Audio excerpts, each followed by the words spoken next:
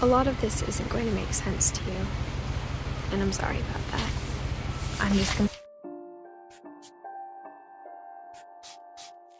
start at the beginning with the house.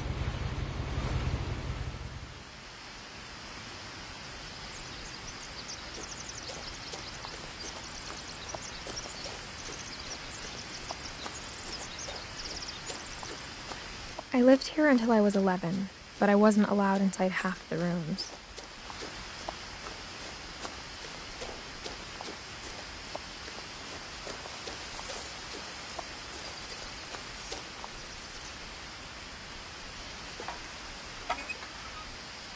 Inside the mailbox were bills from 7 years ago, marked urgent, open immediately.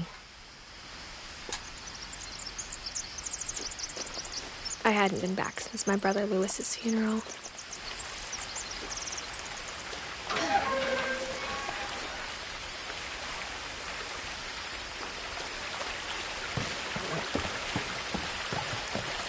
In her will, my mother left me a key, but didn't tell me what it unlocked.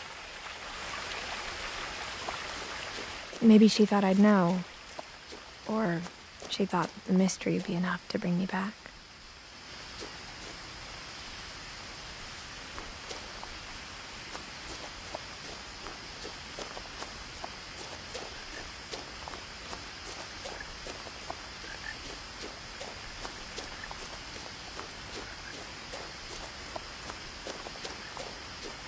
No one had driven this way in a long time, but I saw a few hoof prints.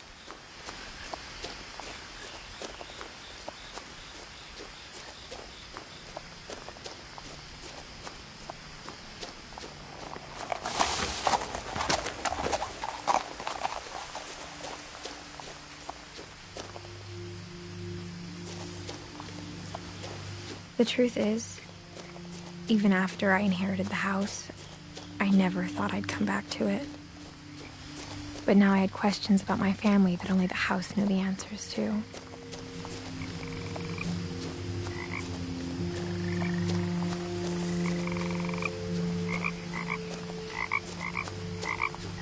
The house was exactly like I remembered it, the way I'd been dreaming about it.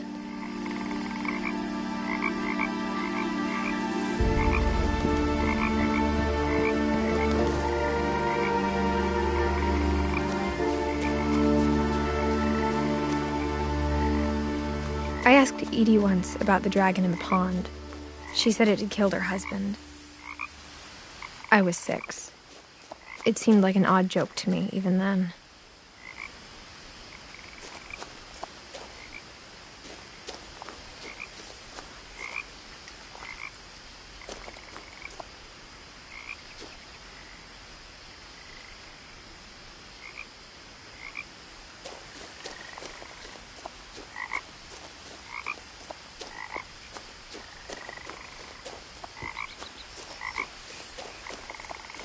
As a child, the house made me uncomfortable in a way I couldn't put into words.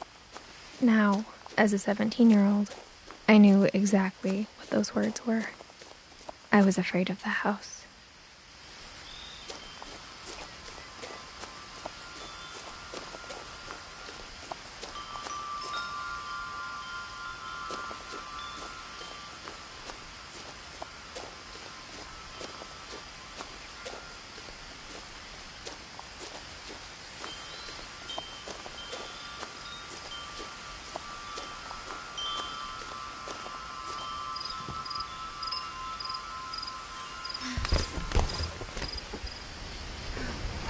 Crawling through the doggy door used to be a lot easier when I was 11.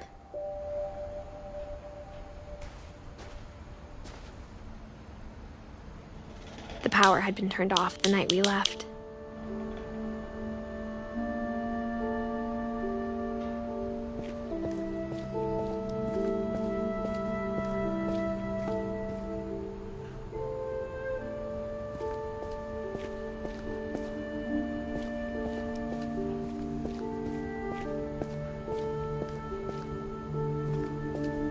For the first time in years,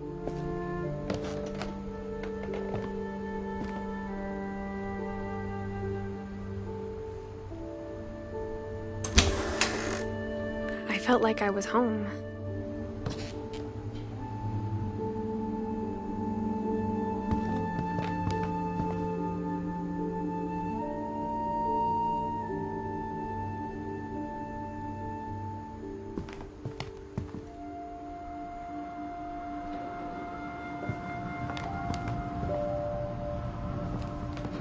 But instead of a family, there were just memories of one.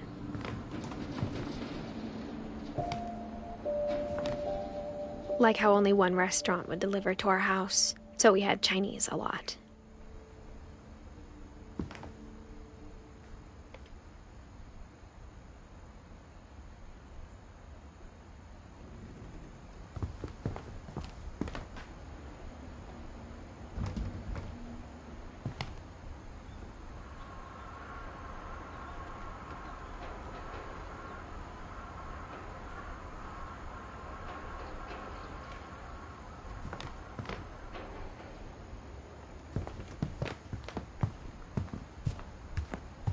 The table was still a wreck from the night we left.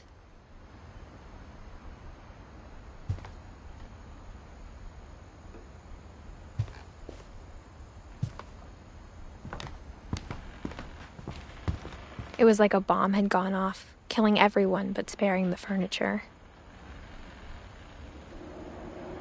My mom was the only one of us who could imagine Great-Grandma Edie living in a nursing home.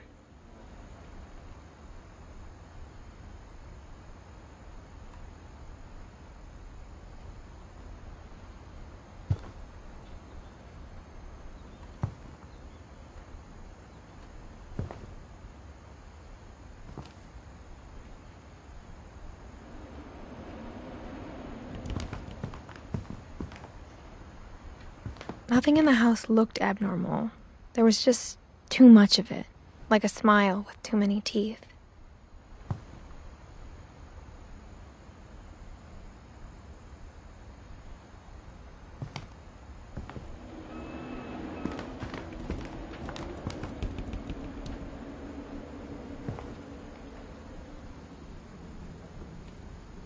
Even the fireplace had a story.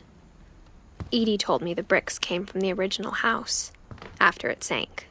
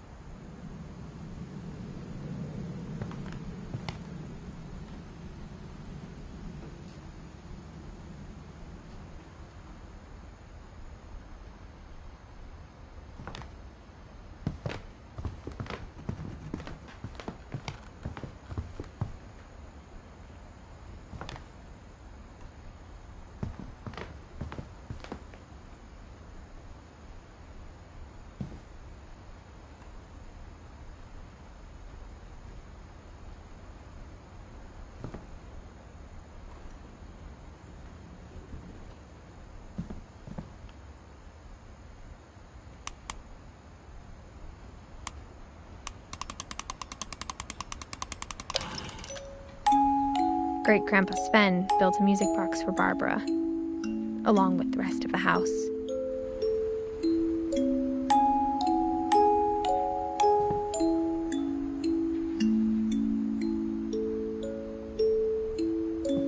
Mom always told me to stay out of the basement, so I wasn't too surprised when the key didn't fit.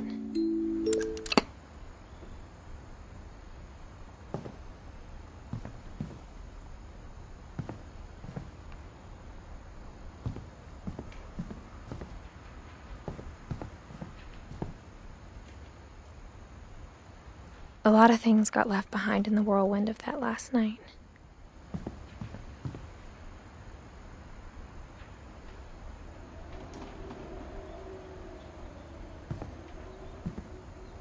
My mom wasn't much of an optimist, but she never stopped believing that my brother Milton was alive.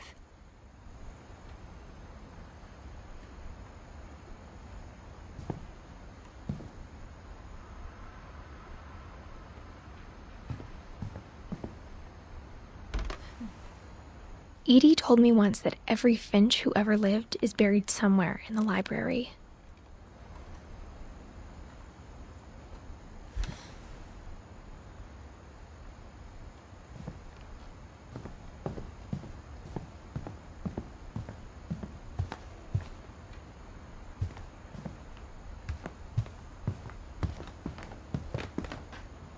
After Lewis started working at the cannery, we all got pretty sick of salmon.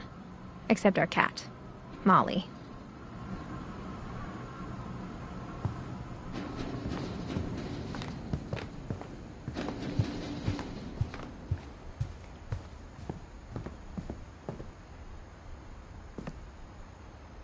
After Milton disappeared, Mom sealed up all the bedrooms.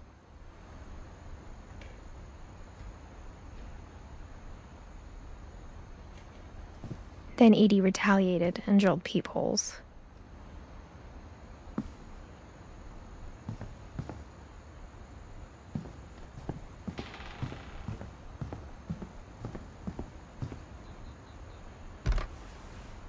My Grandpa Sam spent 7 years sharing a room with his dead brother, Calvin.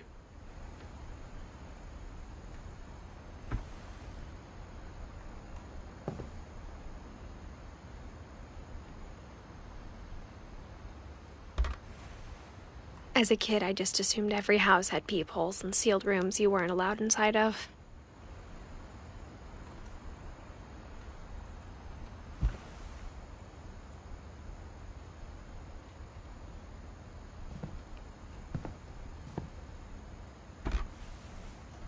The last time I was in Edith Sr.'s room, I was 10 and she was painting my portrait.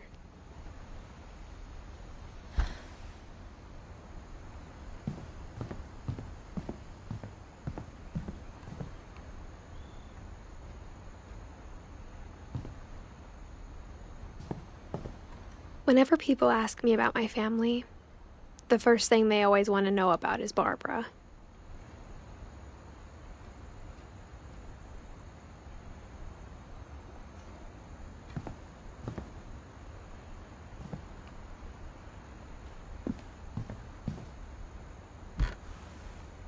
Barbara was a child star for 2 years, until America grew out of it.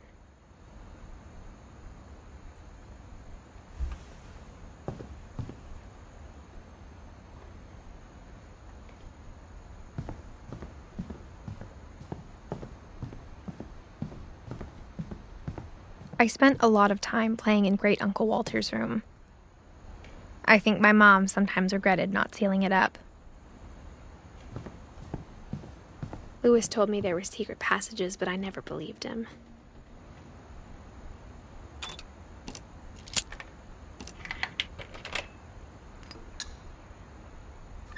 Turns out, my mom was really good at keeping secrets.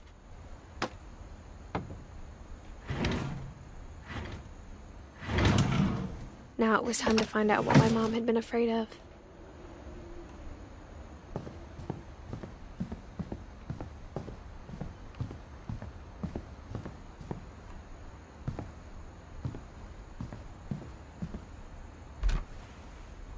Molly always seemed like a girl I could imagine being friends with, if she hadn't died in 1947.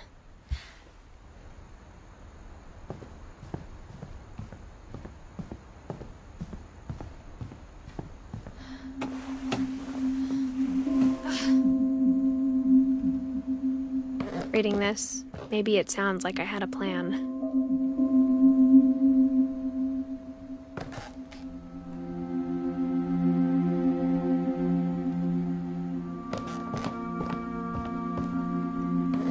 But I had no idea what was behind that door.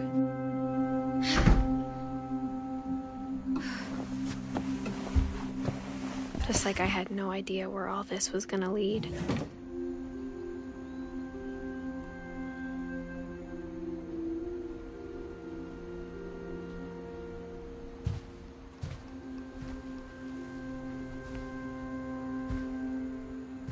I grew up looking at Molly's room through the peephole.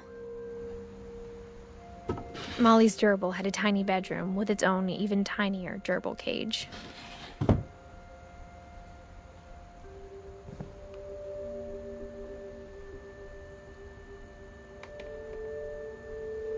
Being inside for the first time, I felt like I'd stepped behind a painting.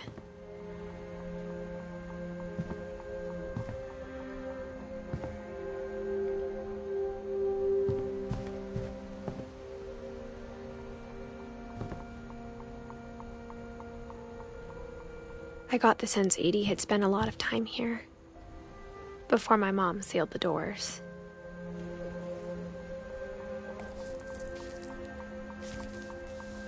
December 13th, 1947. Dear Diary, I'll be gone soon, but I wanted to tell somebody about what's gonna happen. It started when Mom sent me to bed without dinner. I woke up and I was starving, so I looked around for something to eat.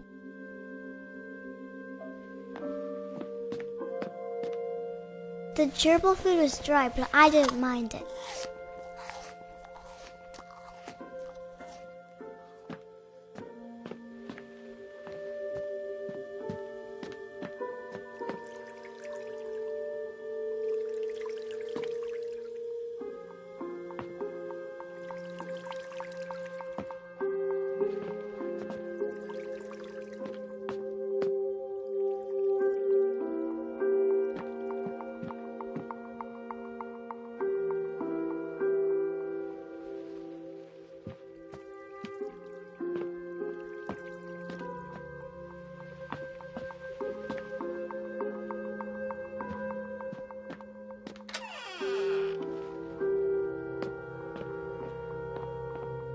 I kept eating and eating.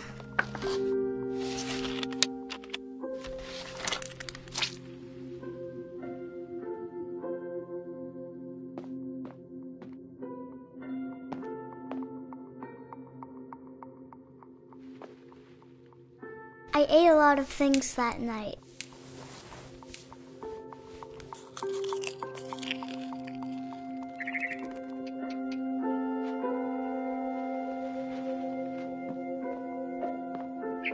Then I heard chirping outside my window. It was a barn swallow going back to her nest. I reached out for her.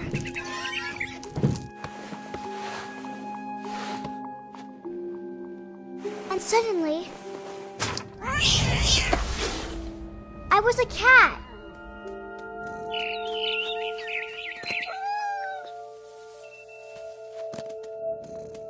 I tried to be quiet, but the bird was really scared.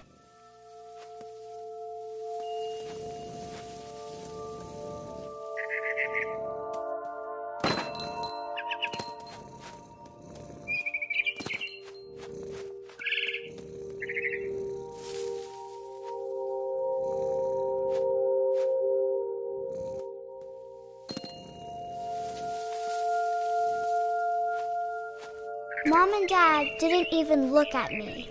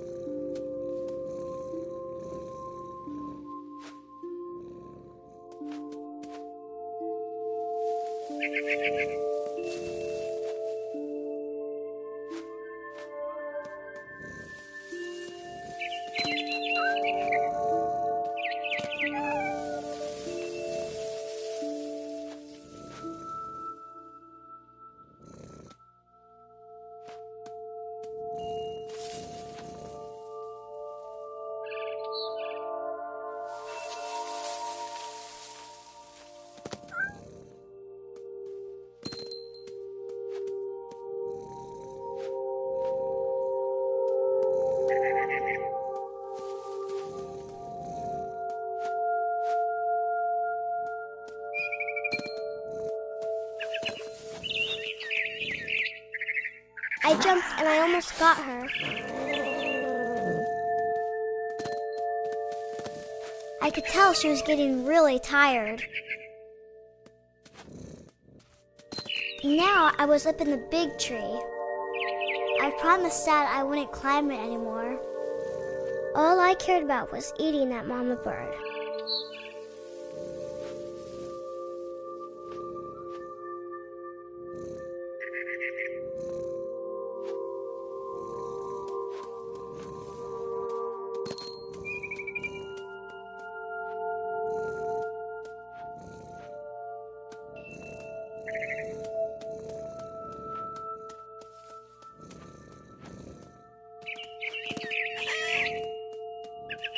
I gobbled her up.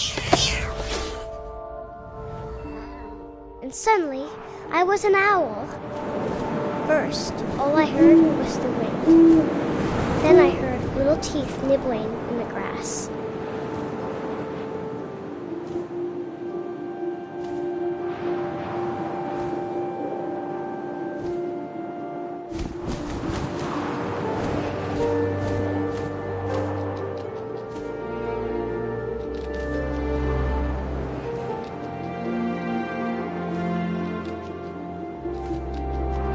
Rabbits.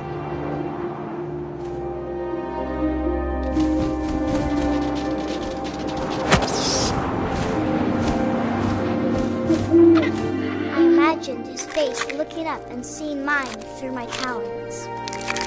I swallowed him up, and I didn't chew one bit. Then I flew off to find something bigger.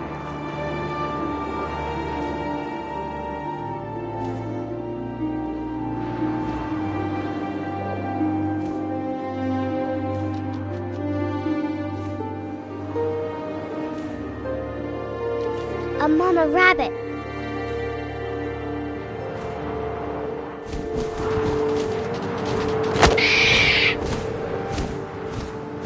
She was almost too big to carry. I started choking, but I couldn't stop eating. And suddenly, I was a shark.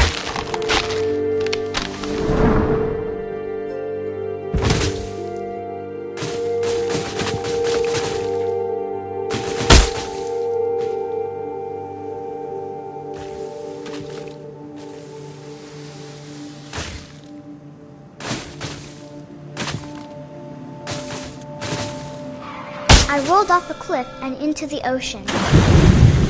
Now, I was hungrier than ever.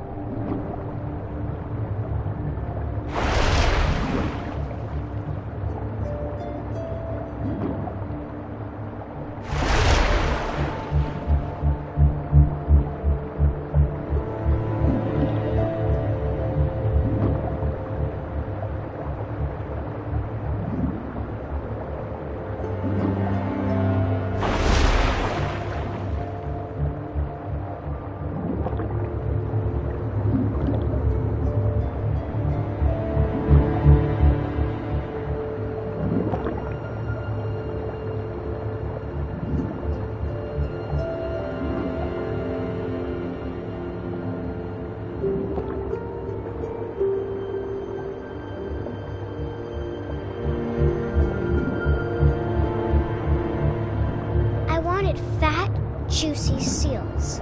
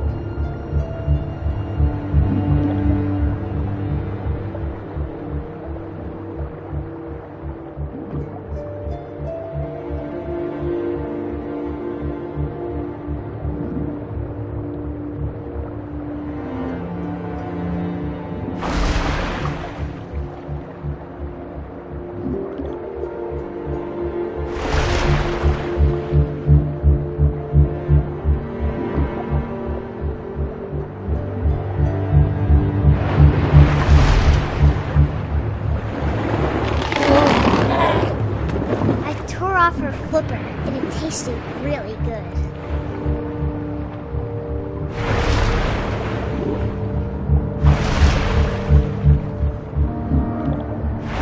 Grabbed on tight. But I was so hungry, I jumped out of the water. When I opened my eyes, everything had changed.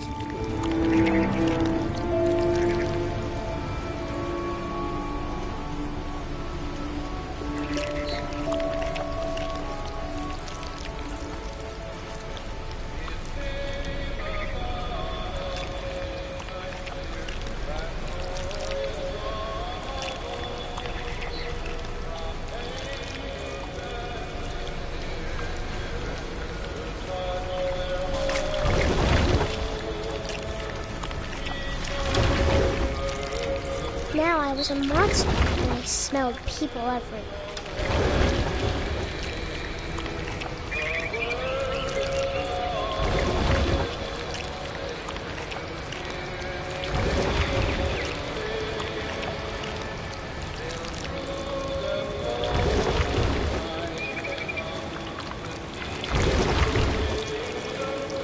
I was big, and I moved real quiet.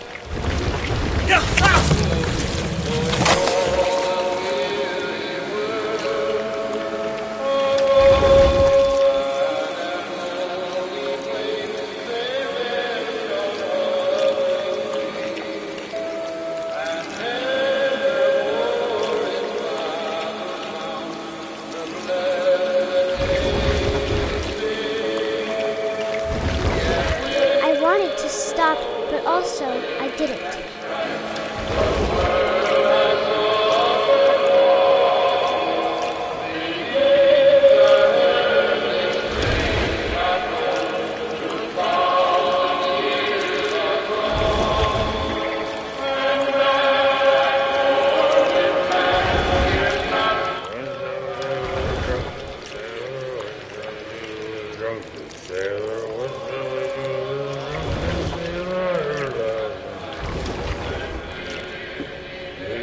Belly with a rusty razor, his belly with a rusty razor, his belly with a rusty razor,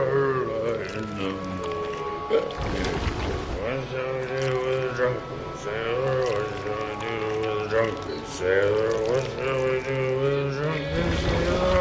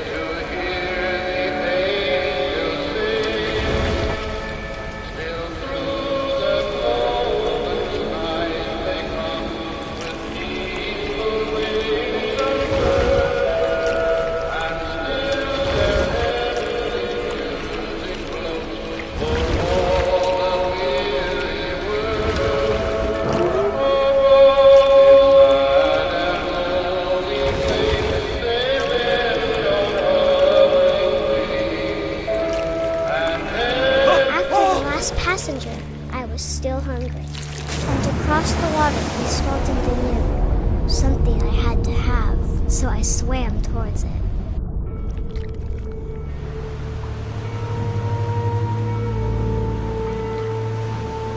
I slithered onto the sand, and the good smell went into an old pipe.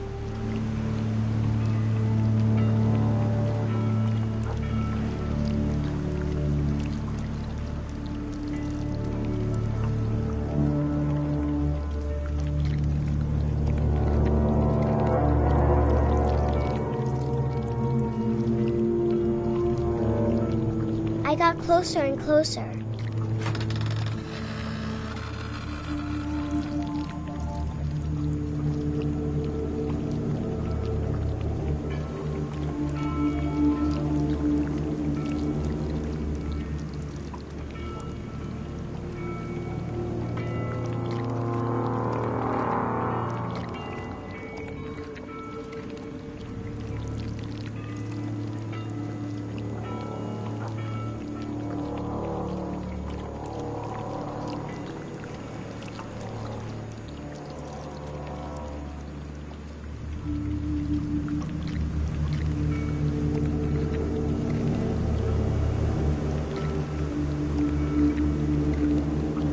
all of my stomach started growling. And suddenly, I was me again. I held my breath for a long time, but I couldn't hear anything. I think it's waiting for me to fall asleep. But it's not going to wait much longer. It needs to be, and we both know I will be delicious.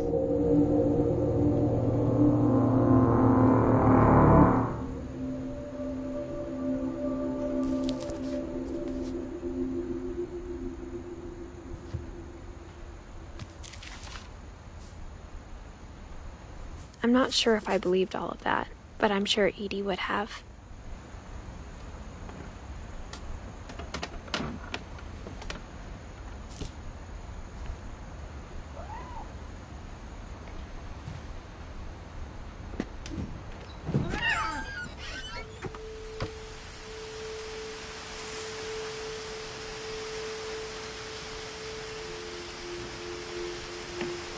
This will be obvious later, but my mom never told me any of these stories.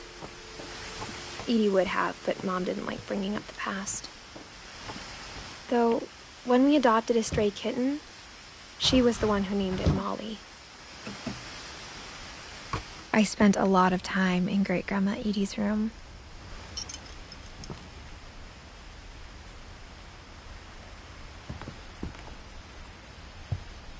Louis died a week before we left, but Edie had already started to memorialize him.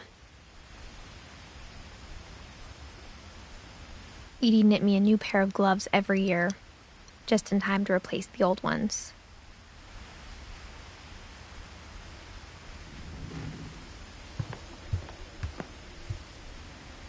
Edie gave a big interview about a mole man living under the Finch house. My mom was furious.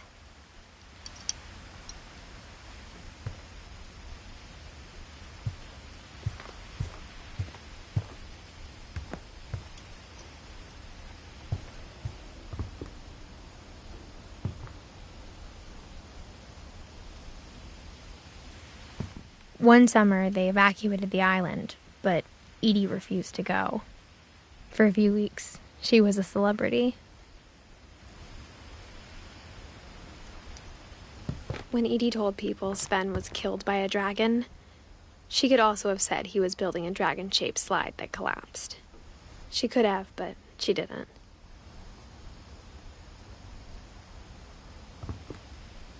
Even in her 90s, sometimes Edie seemed a lot younger than my mother.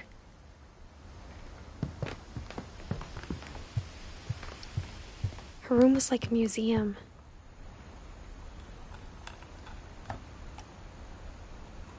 For 500 years, the Finches have been famous throughout Norway for their fortune and misfortune.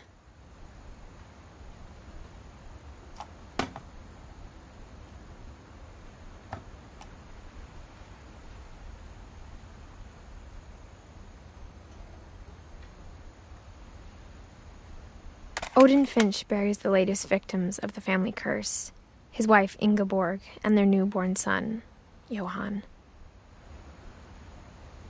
On January 7th, 1937, he set sail with his family and his house, hoping to leave the curse behind. But 40-foot waves off the coast of Washington send the house and Odin to the bottom of the sea.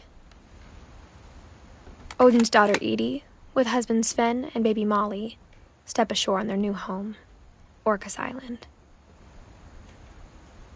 Odin Finch is the first to be buried in the new family cemetery. His daughter Edie is already dreaming of a new Finch house.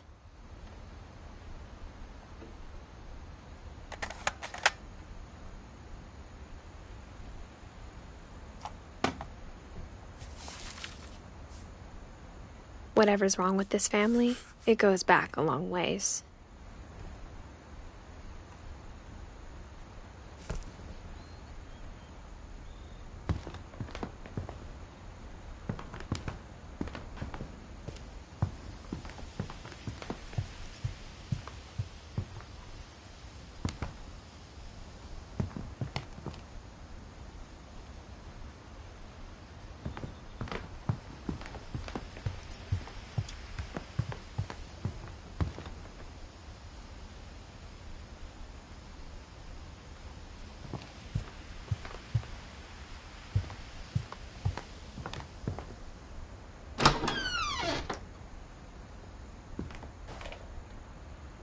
The only trace Grandpa Sam's first wife, Kay, left on the house was the pink bathroom. It was a pretty big trace.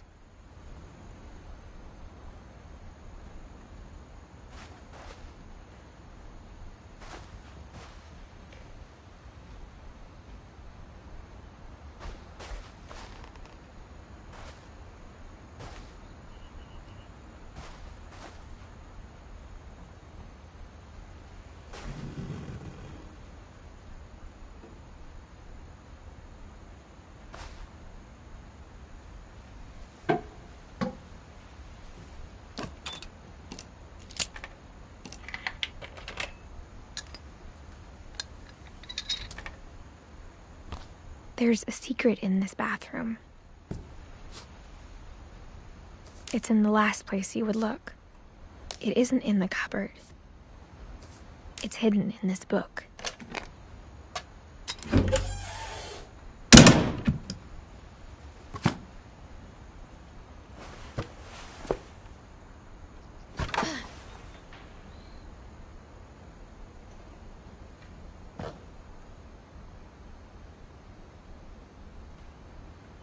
Sven gave Sam an old camera he'd refurbished.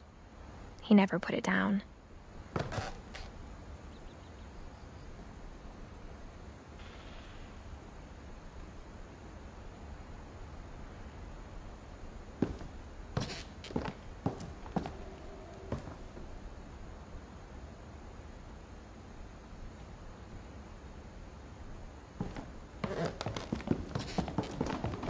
From the paintings on the wall, it was clear my brother Milton had been here before me.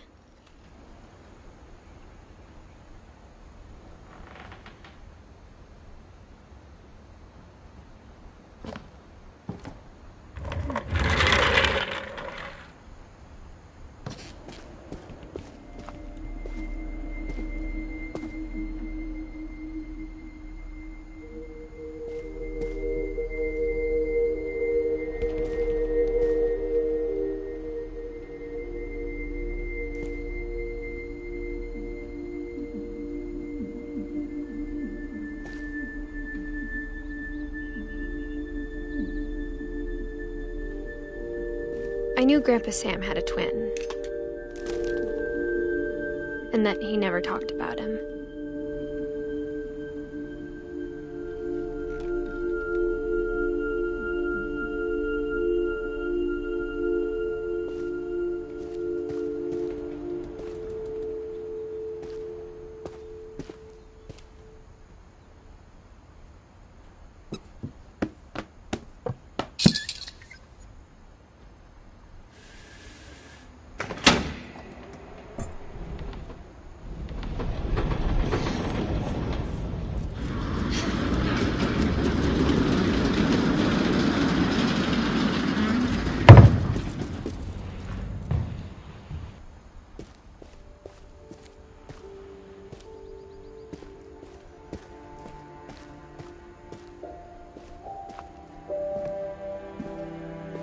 I guess my grandpa didn't like history any more than my mom did.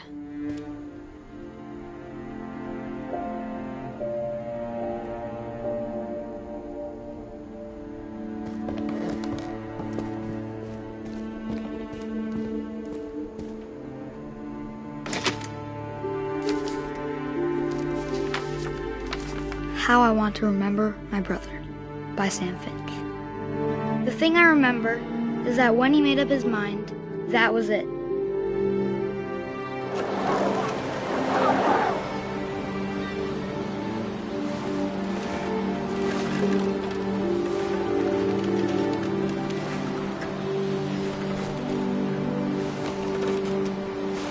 My brother said he'd die before he ate another mushroom, and he did. At Barbara's funeral, we swore we'd never be afraid again. And he wasn't. I think Calvin always wanted to fly. Sam! Calvin! Dinner's ready! Coming! But that day, he finally made up his mind to do it. I told him going around was impossible. Maybe if I hadn't said that,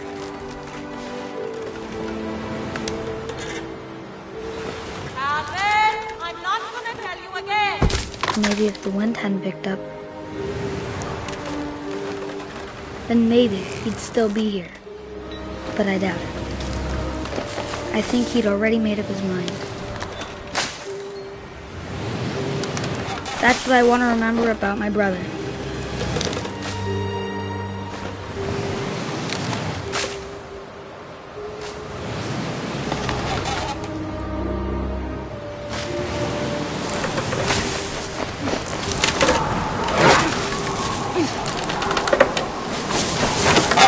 The day he made up his mind to fly, and he did.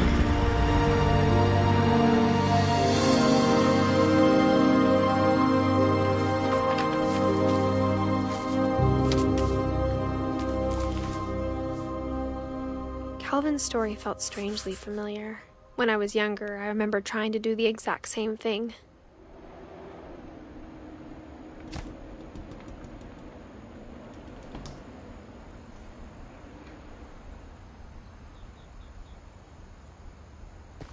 After the funeral, Edie roped off Calvin's half of the room.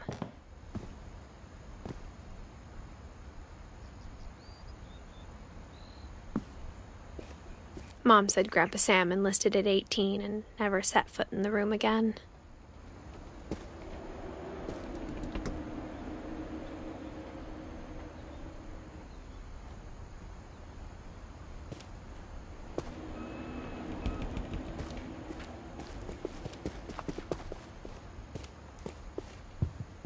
The passages were a pretty tight fit.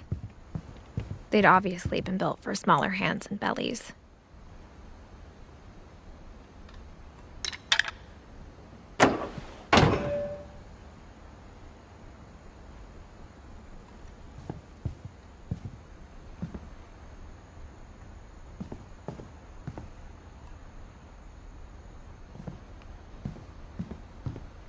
Edie's father, Odin, built the original house.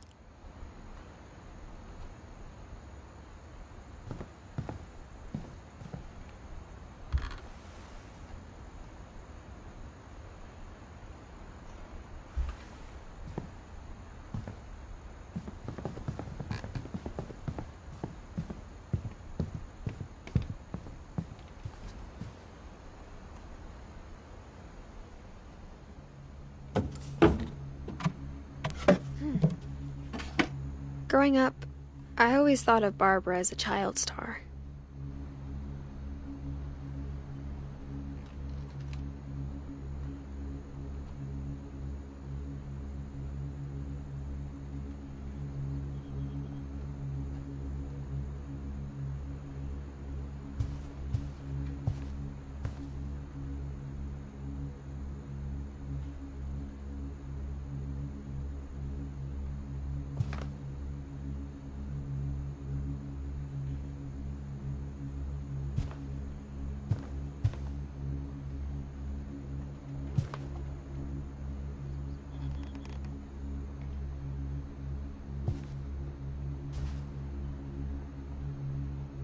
I never thought about how hard it must have been for her afterwards.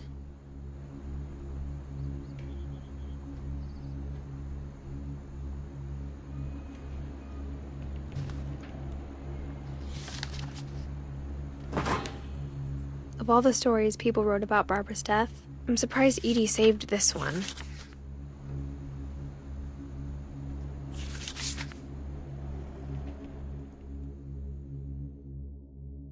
Old Jack here with another ghastly tale inspired by America's most unfortunate family.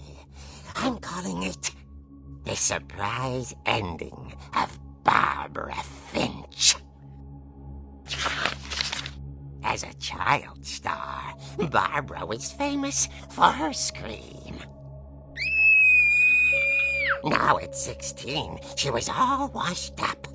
A has-been. But in a lucky break, she'd been asked to perform her signature scream at a local convention for monster movie fans. It was just the boost her career needed. Unfortunately, her scream hadn't aged well. Getting better. I think you just need the right motivation. Her biggest fan and current boyfriend, Rick, was about to demonstrate when... Now that was a great scream. It was Barbara's father, Sven.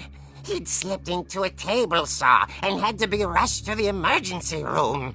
So Barbara got stuck babysitting her youngest brother, Walter. Her convention comeback was canceled.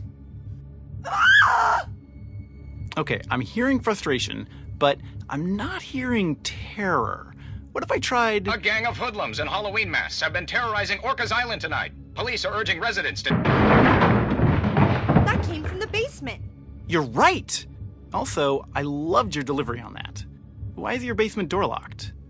Because my dad likes making puzzles and secret passages. There's a key hidden in the music box. The secret is to keep winding and winding until finally the key pops out. Thanks, babe. I'll be back in a sec. 20 minutes later, Rick hadn't returned. So Barbara went to look for him, right on cue.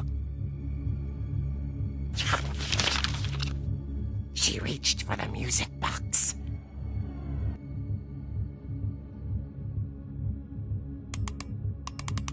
And as she wound the key, she listened for Rick, but the house was silent.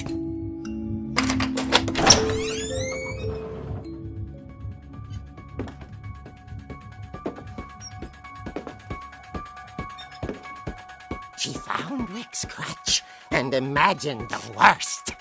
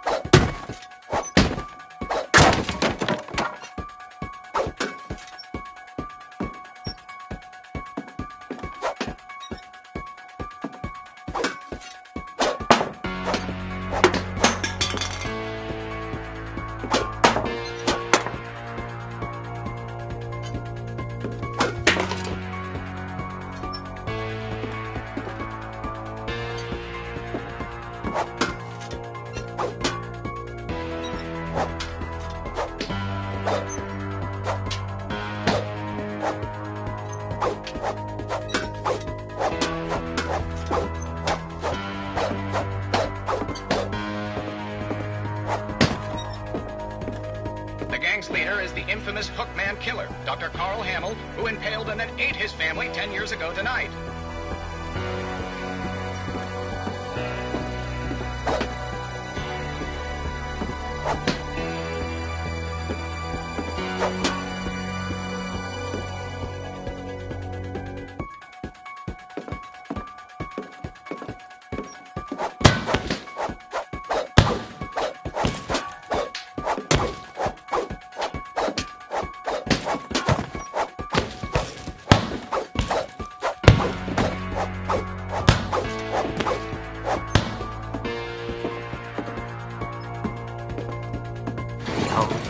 Rattled and grew still.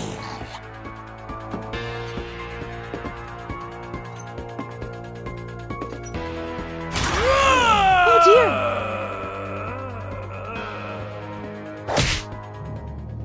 Oh! Rick? Barb, relax. I was just trying to scare you to help you find your scream. Well, I'm not scared, Rick. I'm furious. Then act furious. All I'm getting from you now is that you're hurt and confused and you... She threw him out, but she kept a little something to remember him by. Barb, have you seen my other crutch? And she was still holding it when she fell asleep watching the late picture show. Hours later... Barbara! Walter, what's going on up there? Ah! Okay, I'm coming up, but if this is a trick, you're dead, Walter.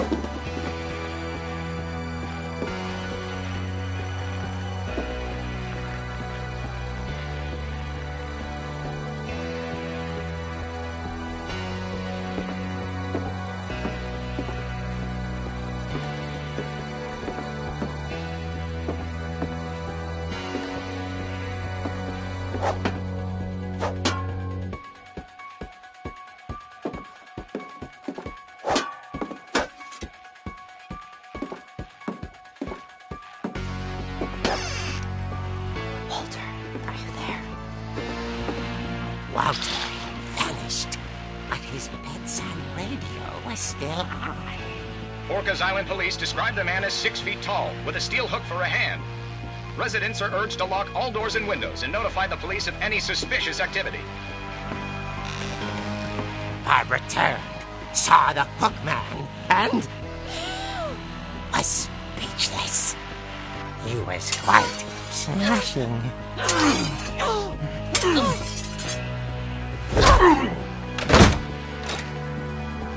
And he was. He couldn't get enough of Barbara. Okay, Barbara, there's gotta be another way out of here.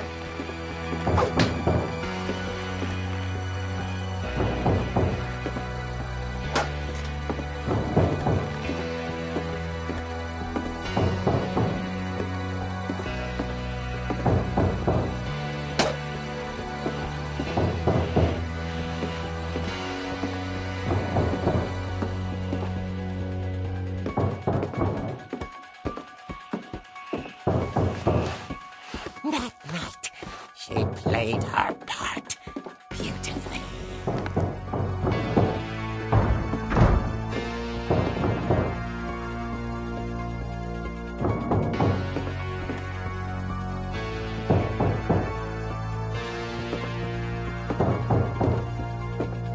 She thought about abandoning Walter, but just couldn't do it.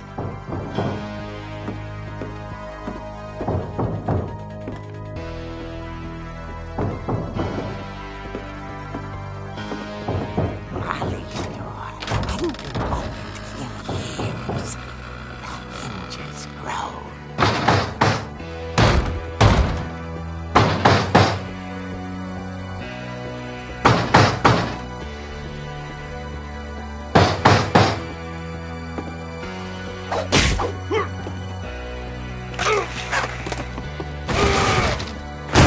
He wasn't moving, but she sensed the story might not be over yet.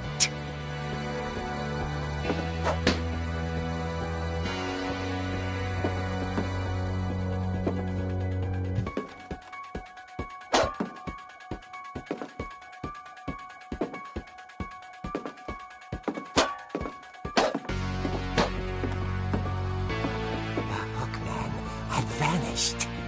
She listened for his breathing, but all she heard was...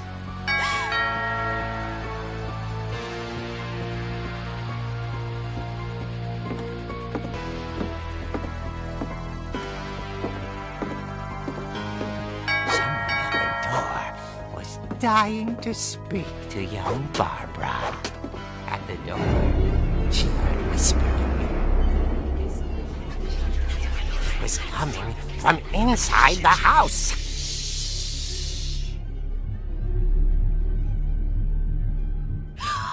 Oh dear.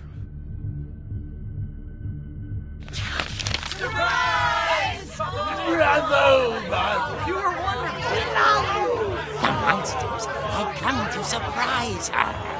For Barbara, it was a dream come true. Then she saw what kind of monsters they were, and she realized what was about to happen. She was going to be famous. And with her final breath, Barbara Finch gave the performance of her life.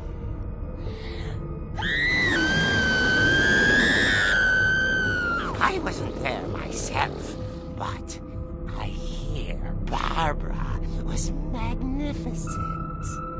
Poor girl. She had a taste for stardom. But unfortunately, so did her fans. Of course, the police blamed it all on poor Rick, who disappeared the same night. And little Walter, hiding under his bed the whole time.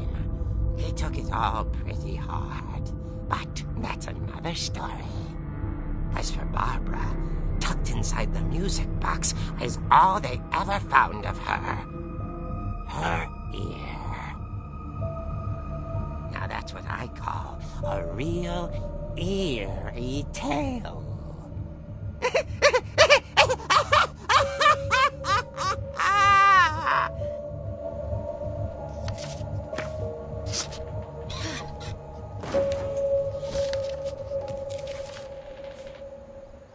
Edie told me all Barbara wanted was to be remembered, as absurd as that comic was. Maybe what Edie saw was a happy ending.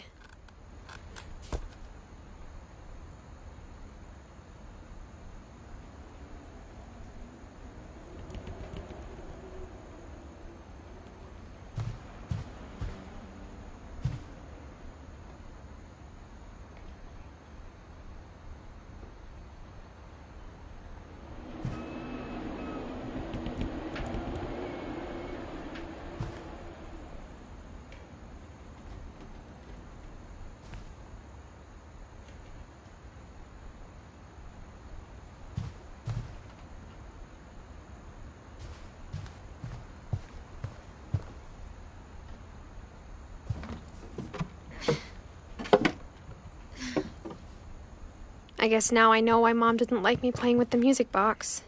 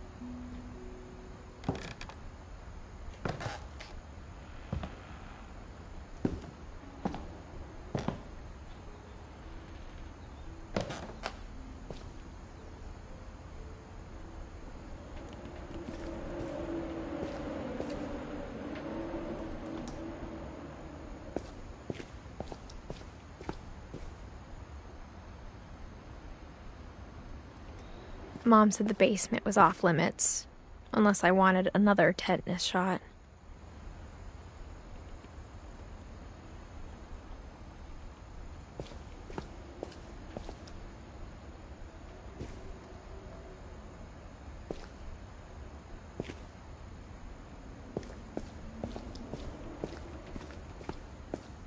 I saw Edie sneak down to the basement once, carrying packages.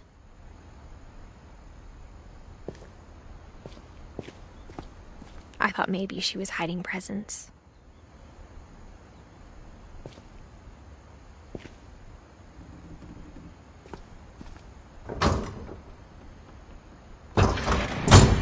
It turned out she was hiding a lot more than that.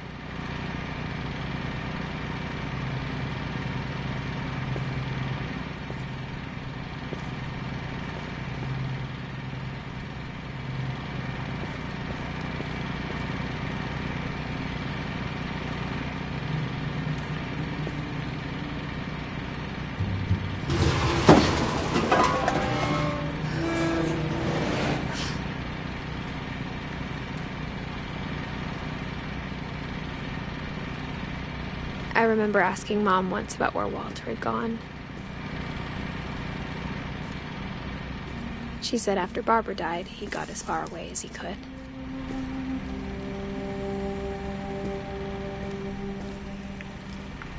If there's a pattern in all these stories,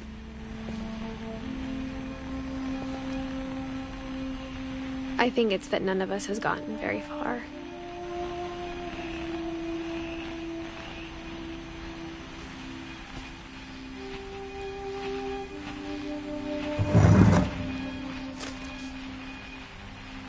Goodbye, everyone.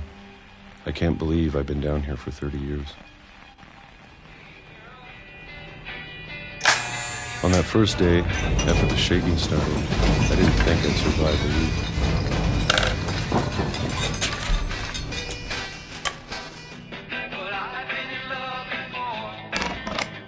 But after a few days, I settled into a routine. That's what kept me sane. Having a schedule, living for today.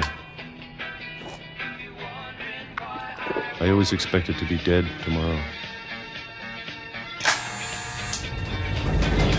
But if you wait long enough, you get used to anything.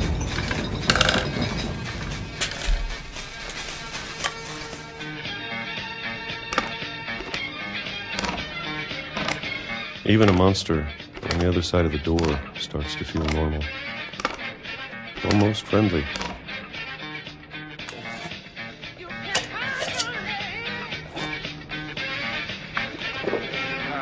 And then one day, everything just stopped. Whatever that thing was, it was gone. Maybe it got tired of waiting. Or maybe I just got tired of being afraid.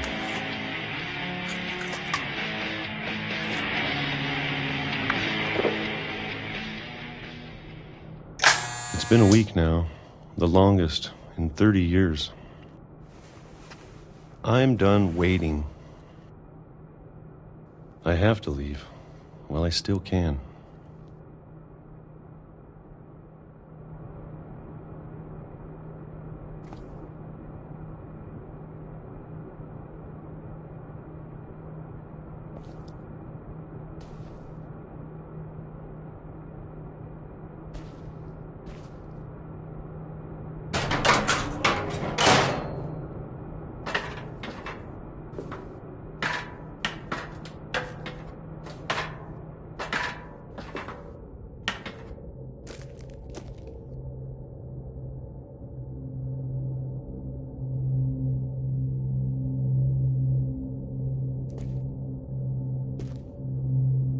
I know it's out there, somewhere.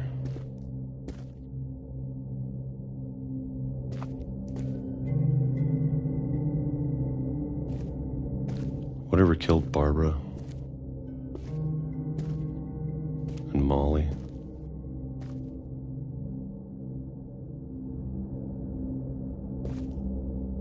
and Calvin.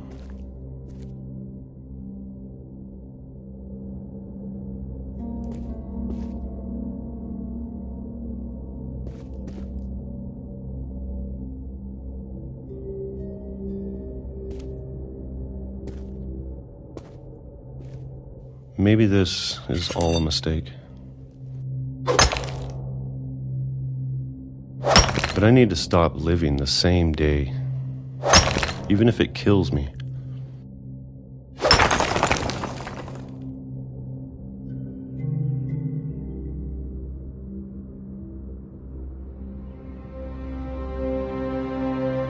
Whatever's out there, I want you to know I'm ready for it. I'm going to appreciate all of it, especially the food.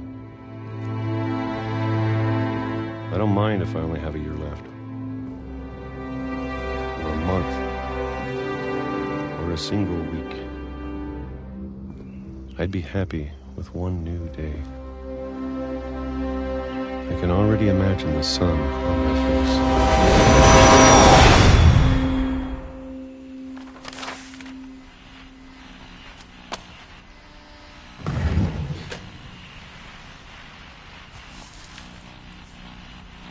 Walter died when I was 6. I can't believe my mom never told me he was down here.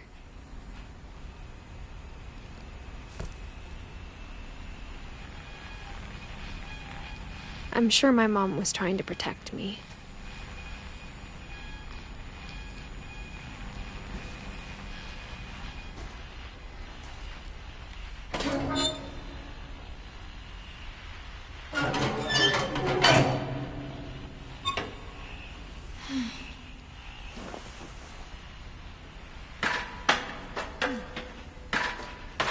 Maybe she was afraid I'd end up like Walter. But if she never told me about an uncle under the house, I can only imagine what else she was hiding.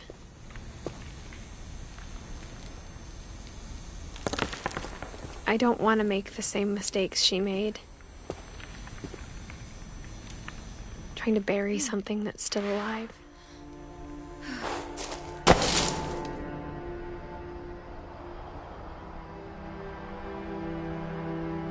Now that there's only one of us left, or maybe 2, I thought it was time I heard the stories for myself and found out what happened to everyone else. But now I'm worried the stories themselves might be the problem. Maybe we believed so much in a family curse, we made it real.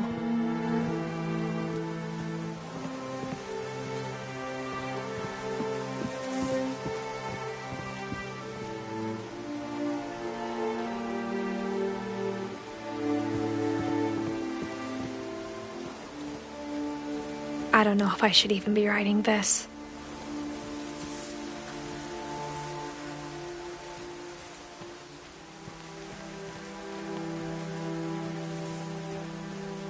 Maybe it'd be better if all this just died with me.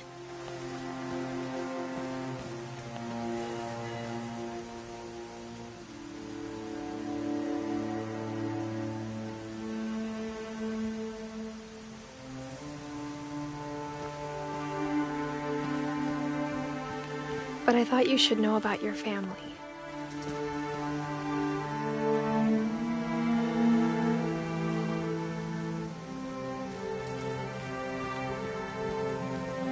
And the history you're a part of.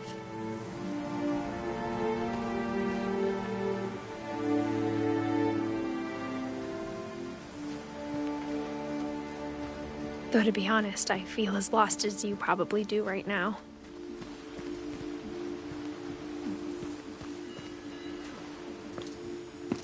I think the people in these stories believed them, for what that's worth.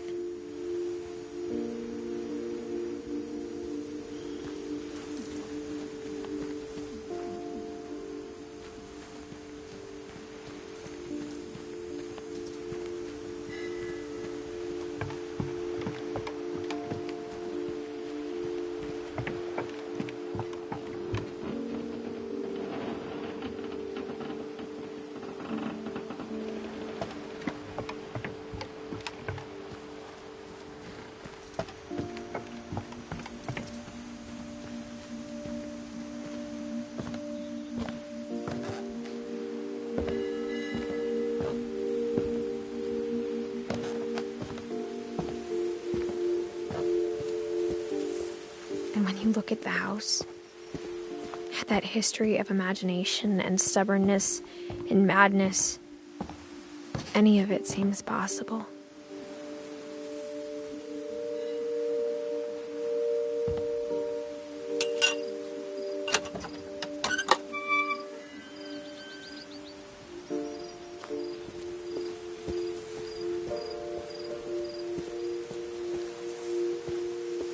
I think we've been surrounded by death for so long, we've just gotten used to it.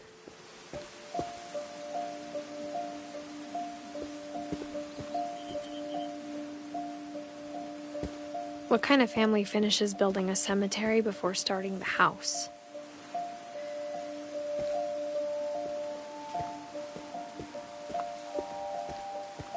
It's embarrassing for me to admit this, but the pet cemetery made me more uncomfortable than the human one. 3 of the gerbils were mine, and 2 had been my fault.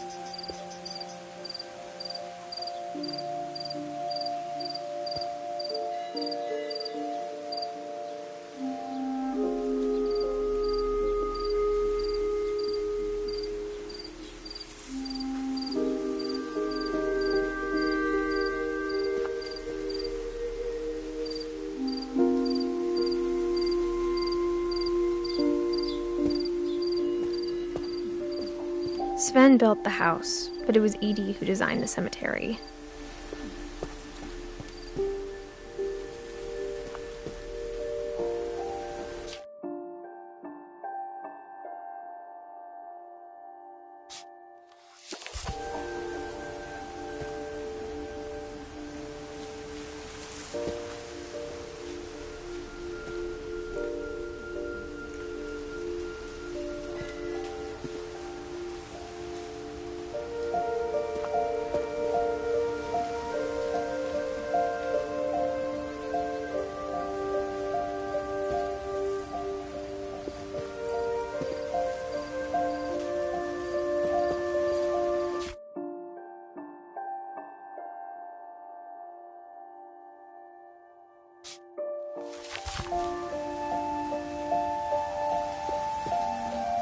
I'm sure Odin's monument had been Edie's idea.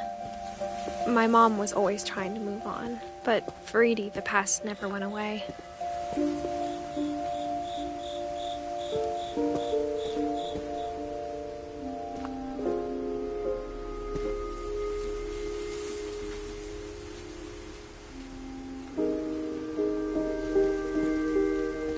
She could see it poking out of the water at low tide.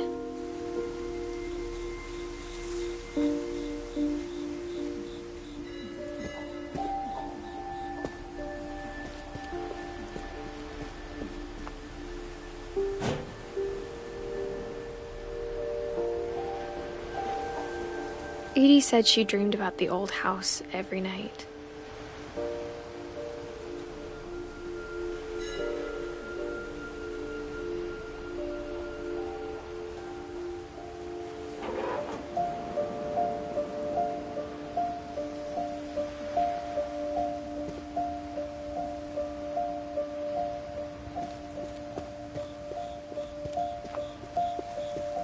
Edie's side was always easier for me to understand. But the older I get, the more I can see where my mom was coming from. Her dad had been pretty strict, but it wasn't enough to save her brothers. She was just trying to do better.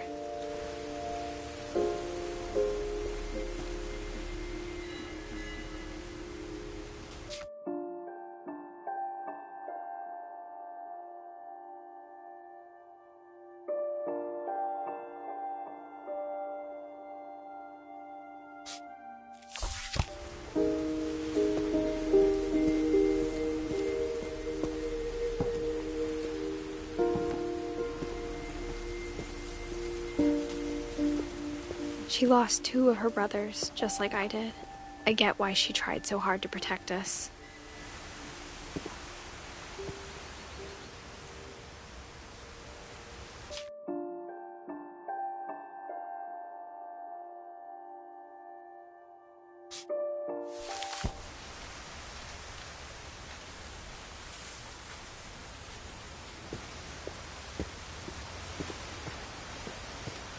There's so many things I wish I could ask my mom now.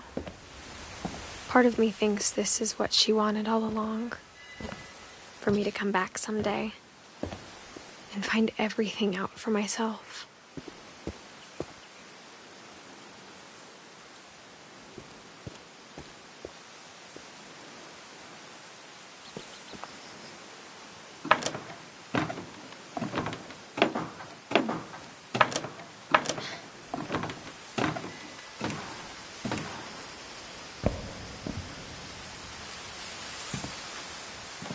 But looking back on it now,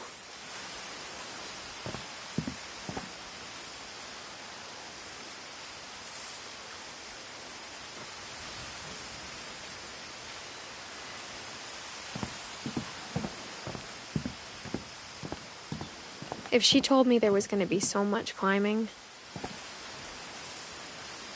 I never would have come when I was 22 weeks pregnant.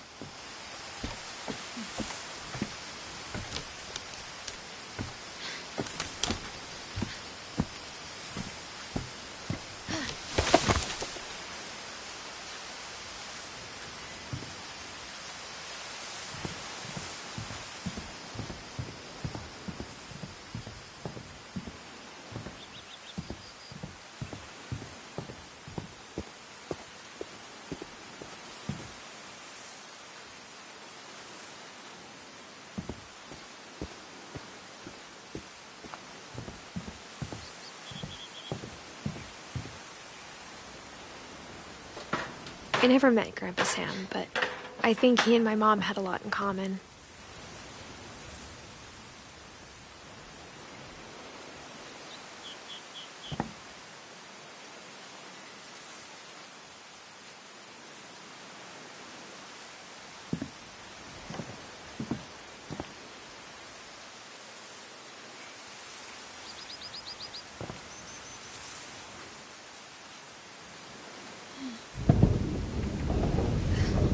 They were both pretty intense.